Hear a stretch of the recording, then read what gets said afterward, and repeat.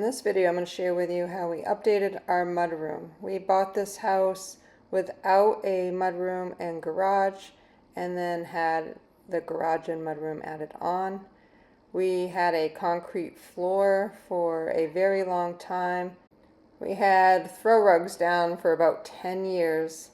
And then when we decided we're going to move, that's when we decided, oh, maybe we should tile the floor. Turns out this should have been our first tile project because it was so much easier on the flat surface of concrete. Instead, we learned how to tile on our lakefront property and use the leftover tiles to tile our home. As with any tiling project, you want to lay the mortar down first with the special tools and make sure you put in the grooves, and then you press the tile down and put the spacers in. We started with the first 3 rows, took a break, and then the next day we came back and did the rest. The benefit of tiling on concrete is that it is such a nice flat surface. We didn't have any tiles that stuck up a little higher than others, like the first time we tiled on our other house. We were very happy with how the results came out of the tiling.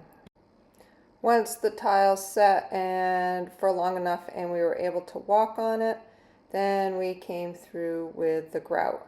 And for our other home, we used a light grout, and I find that light grout does not hold up as well as doing a dark grout.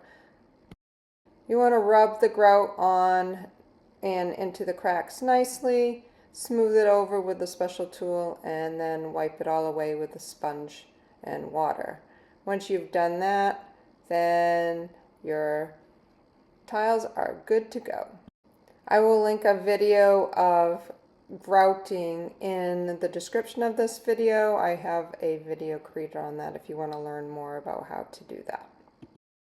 Once the floors looked really nice, I decided that I did not like the color of the walls.